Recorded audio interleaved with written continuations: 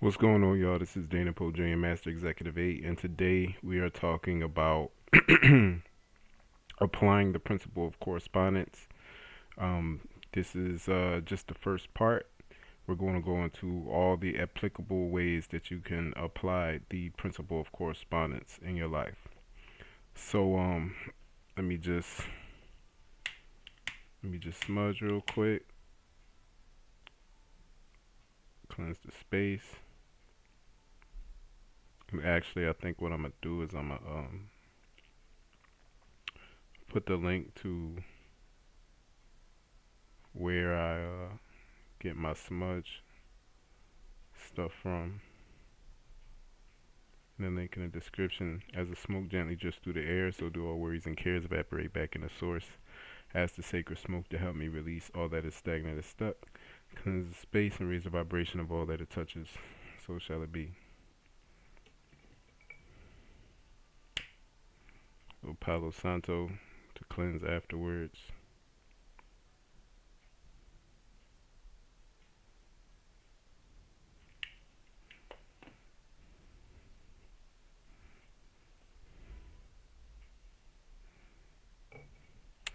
Alright, so in the previous video about the principle of correspondence, we talked briefly about the principle as within, so without, as it is internally, so it be externally, as it is in your consciousness, as it so it is in your subconscious, etc., etc. You get the point. So the subconscious and the unconscious are connected both ways.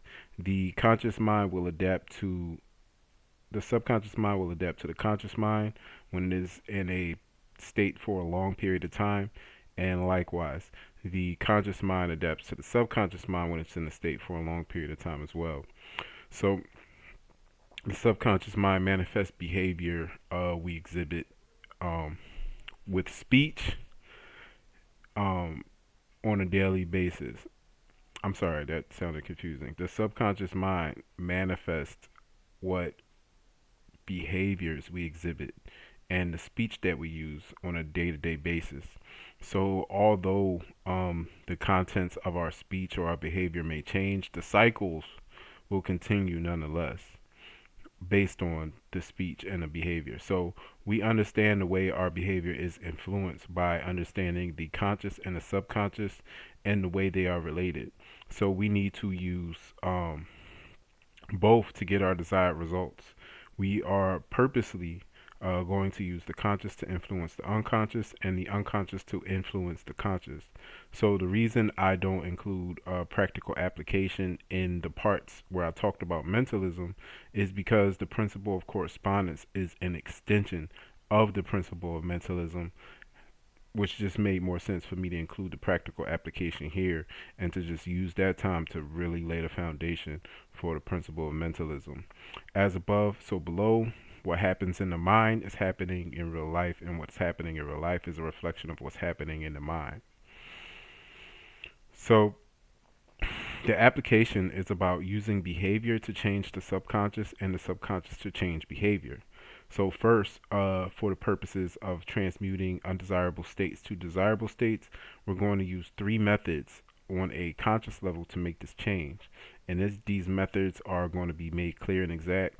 Next, we will look at the subconscious methods to apply. So the first conscious method is to replace bad habits with good habits. So habits are formed mainly by what you're paying attention to. So whatever is occupying your mind or physicality most of the time is what will take root in your subconscious. So it's easier to deal with when we understand how it works. So the first step to changing a habit is to understand how habits work. There are three parts to a habit. There is the cue, the feeling, and the reward. So, excuse me. So let's use the habit of smoking for an example, right?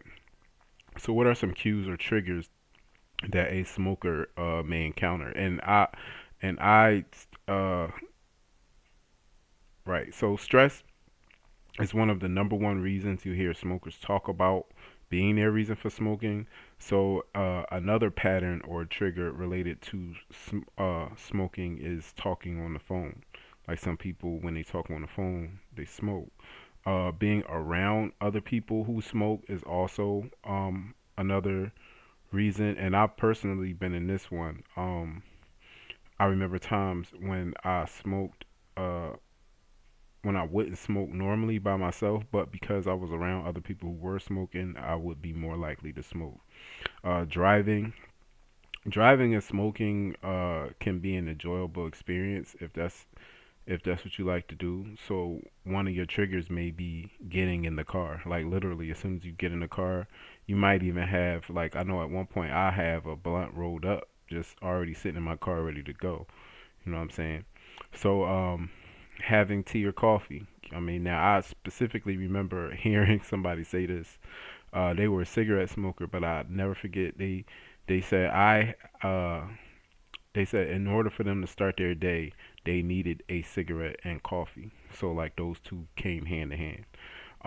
Last but not least are just cravings, and cravings usually come as a result of just smoking over a period of time and it becoming a habit. So you crave it, and also sometimes that it's tied into certain emotions that we feel. So we may smoke when we're feeling a certain emotion. So the next thing uh, the feeling. So you got the cue, you got which is a bunch of the things that we went over. The activity is smoking, and then next we have the feeling or the reward. So how do we feel when we're smoking? What's the reward that we're getting? And some rewards that we get is we'll probably feel a sense of relief, or we'll feel less stress. I mean, our stress levels will be decreased. We may also for some people, like for me it wasn't this, but for some people they actually get an increase in focus. They actually may be getting an increase in clarity. So those are some of the rewards that they get from smoking. So the reward is what makes us repeat the habit, right? So the reward comes in the form of feeling good. So it could be feelings of happiness or joy, being able to have that social circle that accepts you, because y'all one of the ways that y'all relate is through smoking, or the feeling of relief from the cravings that you experience. So now that we know the three parts of the habit, we need, excuse me, y'all, we need a plan of action to create a new habit. So we have to identify the triggers and substitute the action that we take to get that same reward that we desire. So, for example, we're still using smoking. So when we're stressing, right, we can take deep breaths to replace that act of smoking to relieve the stress. Deep breathing is one of the best ways to lower stress in the body. This is because when you breathe deeply, it sends a message to the brain to calm down and relax. The brain then sends the message to your body. So, breathing exercises are a good way to relax, reduce tension, and relieve stress. So, if you tend to smoke while you're on your phone, maybe you can get like a pad or pencil or something, and you can like doodle on that pad just to kind of keep your hand busy, like while you're on the phone. You know what I'm saying? So another thing is, if your trigger is being in the company of other smokers, don't be in the company of other smokers, or at the very least, keep your mouth busy with something. It's known that keeping your mouth busy is a good way to offset those cravings, whether that's with nicotine gum or a regular gum, or even toothpicks. And they got like flavored toothpicks that you can use. Just keep your mouth busy. So if you smoke while you drive, maybe something to substitute that with is to just call somebody, hands free, of course, call somebody and just talk to them, just to continue to replace that habit. If you have coffee, you know what I'm saying, and with your coffee, you want that cigarette, replace that cigarette with some sort of baked good, like a donut or a croissant or a bagel, or I don't know, some Ezekiel bread, or um, I don't know, some sort of baked good, something. You know what I'm saying, to eat. You know what I'm saying, and these are just all examples of substitutes. You know your situation best, so find the substitute that would give you that same amount of reward that the smoke would. So next we have to address the award as well. So if the reward is the happy feeling you get from smoking, find things that make you feel happy. This could be meditation. It could be exercise. It could be watching something funny. You know what I'm saying? It could be talking to a friend. So if you want to feel included, find a different group that's more aligned with the new habit that you want. If it's the nicotine you're craving, get a replacement, whether that's a patch, gum. They got sprays, they got lozenges. So whatever you need to do. So the key to changing habits is that the action is the action that comes after the trigger. It has to be replaced with something that will give you the same or similar reward from that action. And over time, what will happen is the old habit will be replaced with the new, along with the benefits that come with the new habit, depending on what you're replacing it with. So, for example, if you're prone to stress, do things that consistently keep your body in a relaxed state, like exercise, like meditation, like deep breathing. One thing you can do is when you get that cue is you can focus on deep breathing for about 5 minutes. The next time you crave a cigarette.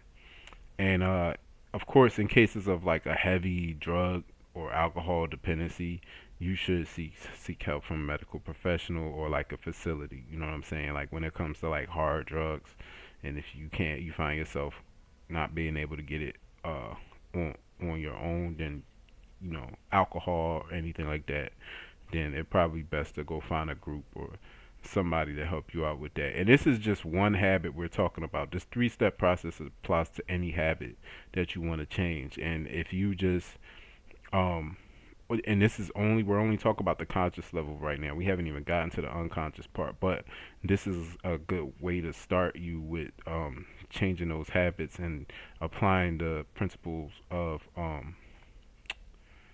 correspondence to your life. And it should be noted, though, that solitude and meditation can help you overcome replace any habits on your own. So, in conclusion, your mental state changes when you change your habits.